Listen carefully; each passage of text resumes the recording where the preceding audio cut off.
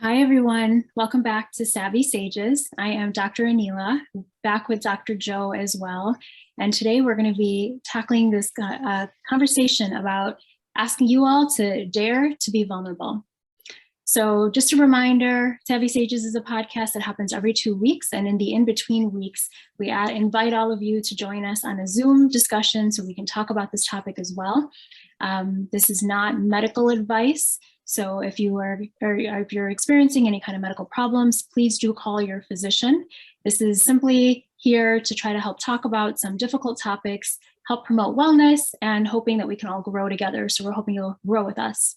So Joe, do you want to introduce the topic a little bit more and talk about what you think the definition of vulnerability is? Absolutely. Thanks, Anila. So when it comes to vulnerability, the way I see it is I feel as though it's a conscious choice to be open about various things in our life, open about our feelings, open about emotions, open about our desires, maybe goals and dreams for the future. Ultimately, it's putting yourself out there. That's the way I tend to see it, right? How about yourself, Anila? Yeah, absolutely. I agree with everything that you just said. And the Latin root of the word vulnerable actually comes from the word vulnus, which means wound. And so the definition potentially of vulnerability is opening yourself up to being wounded, which I think sounds really scary and sounds like no wonder most of us don't want to be vulnerable, right? So yeah, and Brene Brown actually, her main things that she says are uncertainty, risk, and emotional exposure. Okay, I think that word wound is intimidating, right? It's interesting that its Latin origins are, putting yourself and making yourself open to being wounded, because I think that's part of the reason why making yourself vulnerable is so hard. I feel like a lot of us have an idea of what vulnerability is, but we all tend to face challenges in terms of putting it into practice and incorporating it into our lives. Um, I think vulnerability is hard for everyone. And I think that's something we should kind of explore. What do you think about vulnerability in terms of the challenges, in terms of making yourself vulnerable? Why is it so hard, Noah? Yeah. Yeah, absolutely. So I think that those are, I think, really, really great points to start with. First of all, I'm just going to say really quickly, so you can kind of go on this journey with us about vulnerability. We're going to invite all of you to just think for a couple of minutes about a moment that you experienced vulnerability in the last few months. Anything you can think of where you really made yourself vulnerable, and just sit with that feeling for a moment. What did you feel before you were vulnerable? What did you feel during the time you were vulnerable? How did you feel right after you were vulnerable? What was it about that experience? And then also, how did you show up differently as a result of that vulnerable experience that you had then? So just something to kind of think about as we're talking about this. And I think always having that example yourself will help you kind of relate to this or learn something new a little bit more as well. So one of the things that Brene Brown talks about is that the key to true vulnerability is being completely accepting of the consequences no matter what. I think one of the reasons that most of us don't really feel comfortable being vulnerable is because it brings up a lot of potentially negative emotions. We end up being afraid of rejection. We end up being afraid of abandonment. We end up being afraid of sadness. Shame is a huge one. Helplessness, anger, embarrassment, disappointment, frustration. And I think when we sort of just basically want to self-protect so that someone else can't wound us, quote unquote, what we end up doing a lot of times is we keep ourselves small and we keep ourselves safe, but we're not able to have that exchange then that we end up needing in order to sort of show up more authentically, to be able to show up in a more intimate way, to understand other people, to be able to progress in life, to be able to excel at life. And so I think it's the reason we don't want to be vulnerable is because we want to avoid those negative feelings. But I think once we're able to say, yes, it's okay, I'm going to be able to tackle or handle those feelings and it's going to be okay, then we can have the positive side of that coin end up being growth and better relationships and better opportunities at work and being able to just progress in life overall. What do you think, Joe? Absolutely. I feel as though all of us have been there where all the emotions you mentioned were probably running through your body, running through your brain when you were making yourself vulnerable, right? One emotion that I kind of want to highlight is fear. And you mentioned earlier that it's important to keep in mind the outcome of every decision we make. And I feel like one of the challenges with being vulnerable is that we tend to fixate on the outcome. Absolutely. We tend to think that, we're going to be embarrassed. We may not necessarily get what we wanted, right? We may get rejected, right? Whether it be through a job or an application or even romantically or with friends. We tend to fixate on that. I think that fear is always something that kind of holds us back from being vulnerable. Um, that fear of being hurt, naturally our instincts are to survive. And so we may shy away from instances where we can get hurt, and become emotionally and ultimately prevent ourselves from being emotionally vulnerable, right? I believe embarrassment is a big one as well, right? The embarrassment of being rejected, the embarrassment of not getting what we want, and ultimately, being seen differently. Um, Making yourself vulnerable allows you to try new things, and you may not necessarily succeed, and we may have that fear of being seen as inadequate, right? um, I think that's particularly important as healthcare workers as well, right? How we're perceived is such an important aspect of our lives and such an important aspect of our identity that when we make ourselves vulnerable, some people might think of it as being seen as a form of weakness, right? When in fact, I think it's important and healthy to understand that making yourself vulnerable is actually one of the healthiest choices you can make. And it is a sign of significant strength and courage, right? What do you think about that, Anila? I absolutely agree. Yeah, I completely agree with you. I think that the other part of that too is that oftentimes we're so focused on our own, you mentioned fear, we're so focused on our own narrative of what we're afraid is going to happen that sometimes we don't actually even give the opportunity for the other person to show up in the way that they're going to show up. And I think sometimes what happens is we might be vulnerable and then we want to like pull right back, right? Because we like do something where we almost feel like we're exposed and then we want to close ourselves off almost immediately. And we have a narrative in our own head where this person, oh, look at them, they might be thinking this or they might be feeling this way about me now. And we almost can't actually allow them to have their own experience of this, where we actually just sit in our feelings instead of trying to control that outcome. So Mark Manson has an excellent article on vulnerability as well. And he says that one of the things vulnerability isn't is the expectation that when you're vulnerable with someone that they should, where you have an intention where it's really dependent again on the outcome, how someone else should respond or someone should act, because then it's not vulnerable anymore. He calls that actually either control or manipulation. Then you're sharing something which is different than being vulnerable. They talk a little, both Brene Brown and Mark Manson talk a little bit about how disclosure is something that's very different than vulnerability.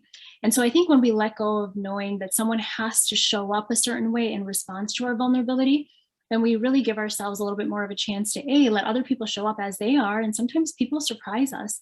I think we should allow more people to surprise us by how loving and kind and accepting they can be. And I think at the same time, we have to challenge our own narratives that happen right after the actual act, where we assume, well, this person is now thinking this about me, or they're assuming this about me. And I think once we can start walking away, just sitting in those uncomfortable feelings, then we don't have to work so hard towards always striving for perfectionism, which a lot of us are really responsible for, or feeling like we need to numb out, where we stuff those feelings down with cookies or with Netflix or alcohol or whatever it might be. And we don't have to work really hard on dress rehearsing tragedy, where we're so worried about how it's going to go. We think of all the possible negative outcomes. So once you get it out, you're not really in the moment with the other person. You're really just like relieved and just done with like, I've done the hard part. I think the hardest part is really just sitting in that very uncomfortable space in those few moments after you're vulnerable initially. What do you think? Absolutely. I think it's like anything else in life, it's practice, right? And understanding that making yourself vulnerable is always going to be uncomfortable, right? And coming to terms with it and accepting that that is necessary for growth. Growth is never always going to 100% be perfectly comfortable. It is going to put you in places and in situations that you don't necessarily feel comfortable. And that can be a healthy thing, right? I wanted to highlight something that you mentioned just in your last few points, and that's the perfectionism, right? One of the classic tenets of perfectionists is that we tend to overanalyze, right? We tend to overanalyze the narrative, our own personal narratives and the narratives that we perceive others have about us, right? And especially as healthcare workers, this can be hard for us. I mean, it's interesting that we ask our patients to be vulnerable with us, right? We ask them to come to us with their, with their concerns, with their ills, with their whatever desires they may have. Um, but at the same time, we tend to put up this wall, right? Not necessarily just with our patients, but with our significant others, with our family, with our friends, with all aspects of relationship, right? What do you think about that? Yeah, 100%. And I think one of the best ways of being able try to have someone else be vulnerable is that you're vulnerable at the same time. We can't ask for things from other people that we're not doing ourselves. And I think one of the biggest challenges is that when we feel like we all want someone else to come to us with the most vulnerable thing they can say in a scary moment, right? Having somebody come in and potentially say, I'm really afraid that this podcast episode is going to be really awful. That's a really vulnerable thing to say, but we don't. We're like, who cares? That person did this or that. We do a lot of blaming other people instead of being able to own our own feelings and saying, I'm just really scared right now. And we want this from other people. We want this from our friends and our family and our parents and our partners and stuff to be able to say that to us, where we want them to come in and say, I feel really misunderstood right now, or whatever it might be. But what we choose to do a lot of the times is that we push that away. We want, it's much harder for us to show up to someone and just say, hey, Joe, I kind of feel like maybe you don't like the way I'm doing this today, or whatever it might be, And so I think we have to practice that in order to receive that from someone else too. And I think that's an ongoing thing that all of us are hopefully trying to learn in one way or another. Mm-hmm. Yeah, absolutely. I think it's important to model vulnerability, right? I think being able to model vulnerability allows other people to be vulnerable as well. As physicians, as healthcare workers, oftentimes we do have to take the lead, as hard as it may be. And in terms of some personal examples for myself, um, I think one thing I usually come back to is my time during residency. And I've been very open about how much I absolutely loved and enjoyed my residency. There were 3 amazing years. So I did residency at St. Mary Mercy Livonia in Michigan. And one of the reasons why I enjoyed it so much, I felt as though I was able to come into work rejuvenated and tackle the hardships and the challenges of the job, was because it created an environment for me to be vulnerable in. Right. This was modeled from everyone, from the top down: faculty, the program director, our behavioral therapist, and staff and colleagues and co-residents. Ultimately, it was a very healthy environment that allowed everyone to be open about whatever struggles they may be having. And that shield, I think that wall of invincibility that I think we're trained to develop over time, as we, apply to medical school, go through medical school, we don't want to show areas of weakness. And I think that takes a toll on us. But once we get to this point, once we're in this profession and in this, aspect of life, I think those walls have to come down, right? And we have to show our human side. And I think being able to be around other people who understand that, accept that, and reciprocate that vulnerability creates a healthier environment, right? What do you think about that, Anila? Yeah, I'm actually really glad to hear that you had such a positive experience in your training, because I think that even though I 100% agree with everything you said, I feel like in general, I find that as we go through training, in my opinion, or in my experience, as we go through training, I actually find the walls get higher rather than come down. And I think part of that has to do with medicine in general. Really, the examples we always hear about are, the surgeon who was in active labor, but she finished her surgery before she actually allowed herself to give birth. Or there was a story that was floating around for a little while about how much we were celebrating the surgeon who cut himself open and did an appendectomy on himself. Just things that are don't show vulnerability, don't show that need for help and strength. And that's what I think the stories have been. And not to take away, heroicism, if that's a word, but I think that they highlight this idea that we actually don't want to show any tears or emotions or be vulnerable or show that we can make errors and aren't perfect and all this stuff. And I feel like that actually really is to the detriment a lot of times with our patients as well. I think when our patients show us vulnerability, we just said, I think we both agreed that vulnerability begets vulnerability. And yet in our in our rooms with patients, oftentimes we're expecting them to bear for us, and we're not able. We've been taught and we've been trained that we're not supposed to do the same for them. We're not supposed to expose our flaws. I think that that's actually a huge detriment to medicine. And I wonder if there's a way that we can do this differently and train our trainees slightly differently to understand that vulnerability is okay. There's this concept that I read about recently that I'd never heard of before, called non-conscious vulnerability. I think a lot of what we're talking about so far is more conscious vulnerability, where we're making a choice. But the idea of non-conscious vulnerability is that when we're exposed to information about really big events that we really don't have, we might not be directly influenced by in the moment, but there are things that really help us become more aware of our mortality. Things like gunshots, or climate change, or something else big that really, or diseases, or so finding out that COVID is causing even young people to end up in the ICU, things like that, where you're really faced the awareness of your own basically vulnerability and potential for mortality. This is something I think in medicine we're exposed to all the time. We're always diagnosing people with these diseases, and sometimes I've diagnosed people who are in their 30s with this critical illness sometimes, and I'm like, man, this is really, like, you sometimes think about yourself and you're like, this must be so hard for this patient. I can only imagine, because I can see how hard it would be for me. That's non-conscious vulnerability that I feel like we don't really ever talk about or think about in medicine, and we definitely rarely, if ever, debrief about it. And I think it kind of puts up that wall. And I can imagine for patients, and you and I are patients ourselves as well, it is a little frustrating. And I wish there was a better way for training to happen in such a way so that we're taught that vulnerability is okay, even when we're providing care for people as well. What are your thoughts? Absolutely. Yeah, absolutely. I think especially with the pandemic has brought to light a lot of these issues. I think it was kind of swept under the rug maybe. But it's time to bring these issues to the forefront of the system, because you're seeing a significant amount of burnout in healthcare, with physicians and nurses, technicians, people who just generally work in the hospital as well. Vital services like janitorial services, administrational staff, all incredibly vital and part of that healthcare system. But they're also sucked into that, that feeling of, healthcare is this fortress, right? We're superheroes. We're the heroes here, right? We don't necessarily need healing or a cure. We're the ones who do that. We're invulnerable. And that has to change, right?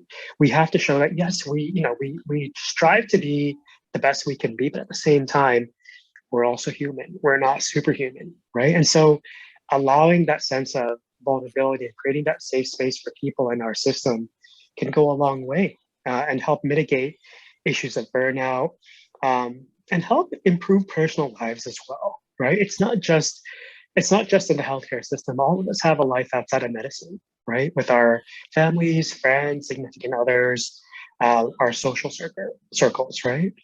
And I think that is something that we have to definitely highlight. Yeah, absolutely. And I think that's one of the things, is I wonder sometimes if we get so used to having this sort of more impenetrable lack of vulnerability in our training, that sometimes then trying to bring that back into even our personal lives can be challenging. Brene Brown talks a little bit about how either you show up for vulnerability or vulnerability will take over you. And her example basically is, let's say you have a really hard day at work, and maybe you made a mistake, and which, of course, no physician ever wants to make, and we try our best not to, but ultimately every single person will, because ultimately we are human. And so you feel really inadequate that day. And if you come home and you're not able to be vulnerable in any way, you might yell at your roommate, or you might yell at your partner. And so if we don't practice vulnerability in some form, eventually the vulnerability will take over us, and it'll come out in ways that we may not necessarily want. And so I think this skill really is a practice. Like you said, it becomes a skill as you practice more and more. And I think it's completely necessary in order to have true relationships, true connection, true understanding of one another, and just be able to build in every way. Leadership, I think, is very much built on vulnerability as well. So, yeah. Oh, absolutely. Yeah, I think one thing we have to also highlight is the choice to be vulnerable is also a health choice, right? One of the biggest, one of the biggest reasons we do this is to help foster healthier relationships, help foster healthier self-identities and healthier lives and healthier habits ultimately. And I think it's important to recognize that the choice to be vulnerable is a health choice. It's healthy to open up about your feelings. It's healthy to open up about your desires and insecurities in a safe manner to people who are willing to listen and to people who have your best interests in mind as well, right? I do believe that vulnerability can lead to a lot of liberation and freedom. Um, a lot of liberation and sometimes from our own personal narratives, right? Which may not necessarily be accurate, right?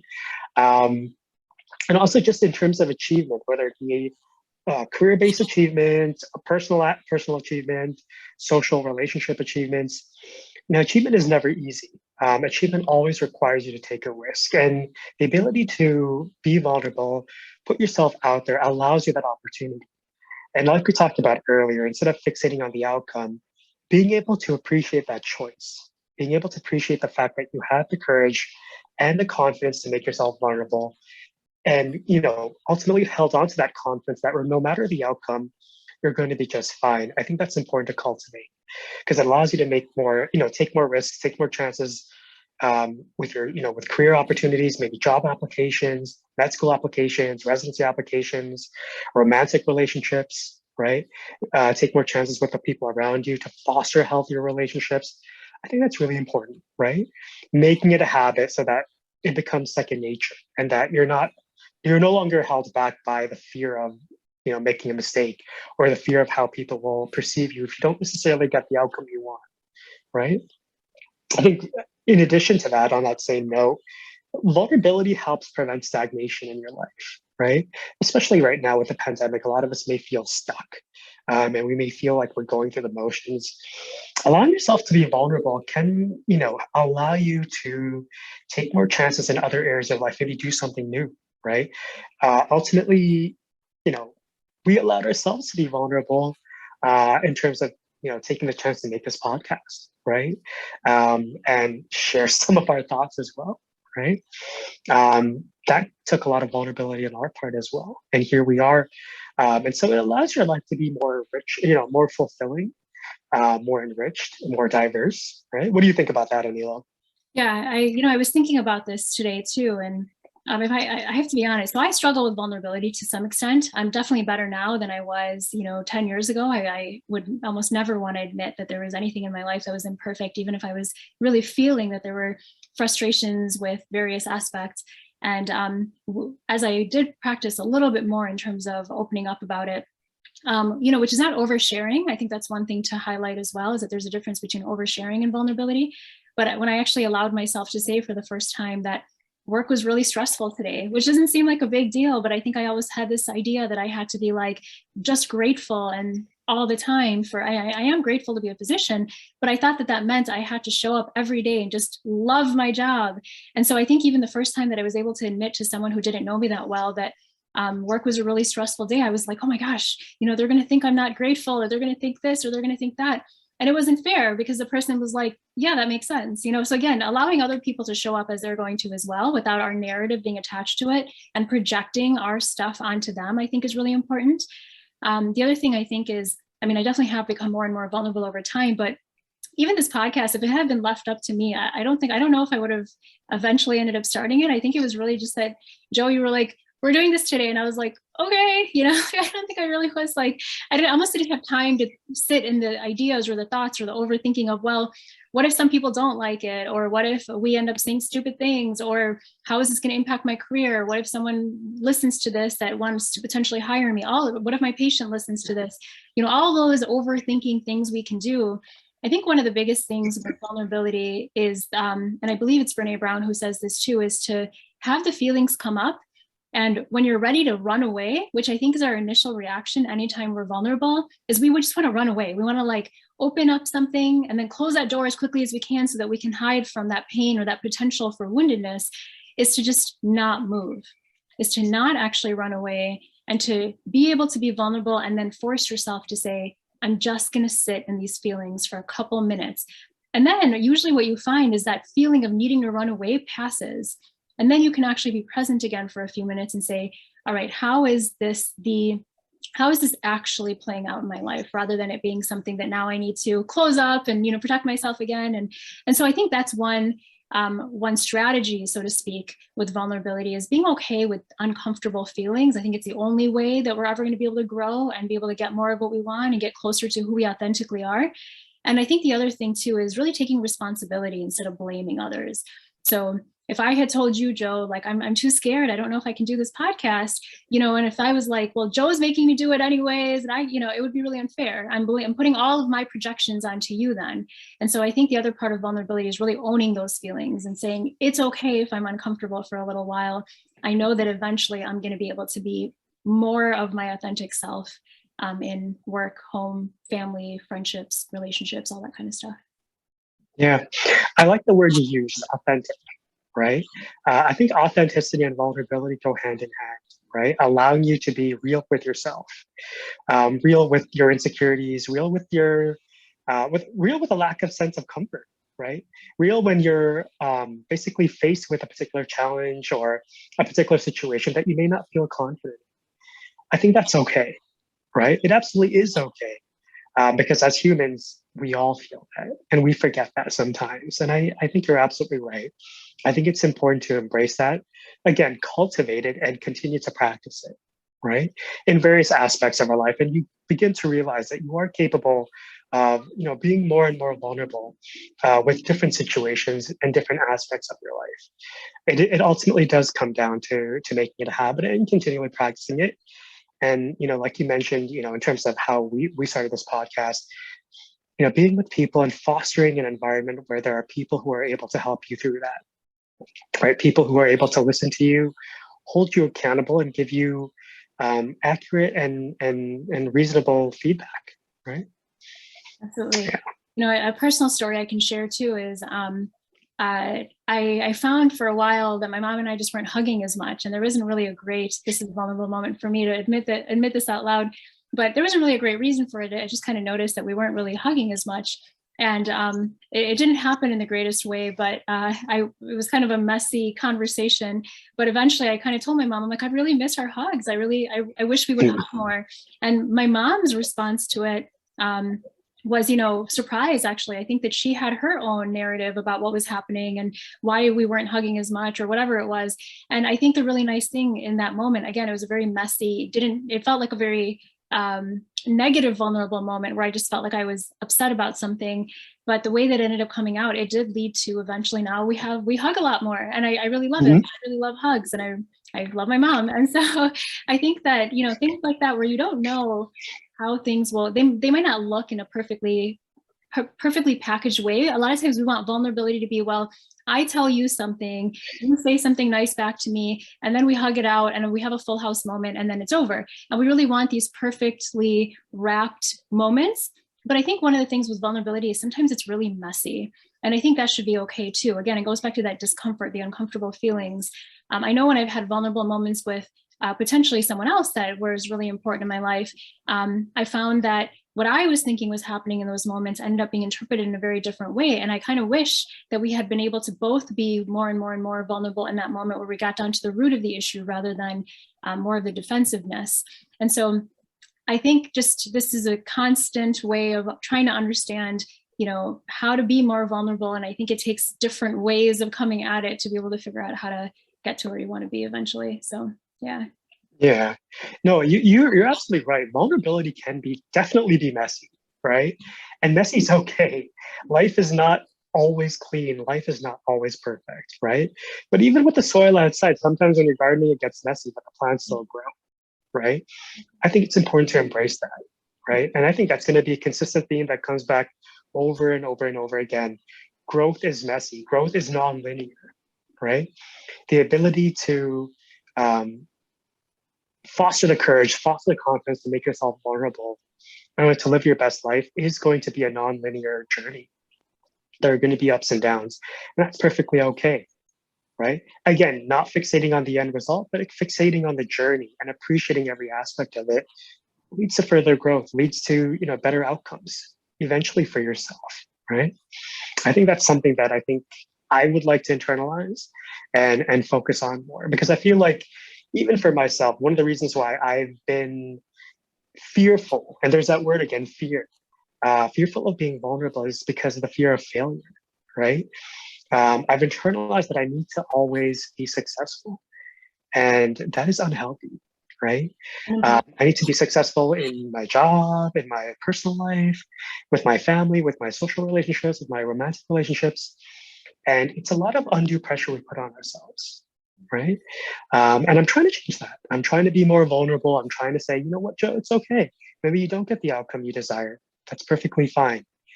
What's important is that you have the confidence to pursue it, right? Instead of looking back on life and saying, man, if only I took this chance, if only I was courageous enough, and getting past that, right? And moving forward. Absolutely. And it can again start with baby steps. It doesn't have to be huge changes, but I think baby steps are helpful. So we're actually going to challenge all of you to consider something that you can do that would be a little bit more vulnerable than your normal this week. It can be with friendships, it can be with family members, it can be with your kids, it can be with your partner, it can be with your work, it can be with your patients, whoever it is, just even if it's something small. But what is one thing you can do? Something as small as even when someone says, how was your day? And instead of saying fine, you actually give them something that's more of a real answer if it wasn't just fine. Even that's actually very vulnerable. A lot of us just walk around being like, oh, it's fine. And then we let it go. And so whatever you can do to show up as your more authentic self over and over again, anytime you're wondering, should I say this to look good or to get a certain response, see what would happen if you said, what would I actually share if I was actually being vulnerable in this moment? And just play with that and see how it feels. And hopefully you can join us on our discussion next week to tell us how that went and what came up for you as well. Mm-hmm. Yeah, absolutely. I think, if I, look at some final thoughts before we wrap up. I mean, one of the points that I always want to emphasize is vulnerability is a healthy choice, right? The choice to be vulnerable is a choice you make for yourself.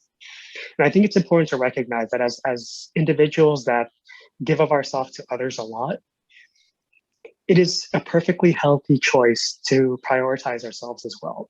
I think we have to get past that idea that maybe we're being selfish, right? Oh, maybe I don't need, 6 to 8 hours of sleep. I could, maybe get by with 4 to 5 hours of sleep and do more charting or call more patients and then get back to it tomorrow. It's perfectly fine, and it's perfectly healthy to prioritize your own health, right? Allowing yourself to be vulnerable and making that effort to keep yourself healthy, so that ultimately you live a more fulfilling life. You're more effective, in your job. You're more loving and present in your relationships. I think that's something I would like to emphasize. Absolutely. Yeah, I completely agree with you. I think taking the first step is the most important. So thank you for everybody that was willing to join us today to even start this conversation more so about vulnerability. Joe, any other last thoughts that you wanted to make sure you throw in there as well?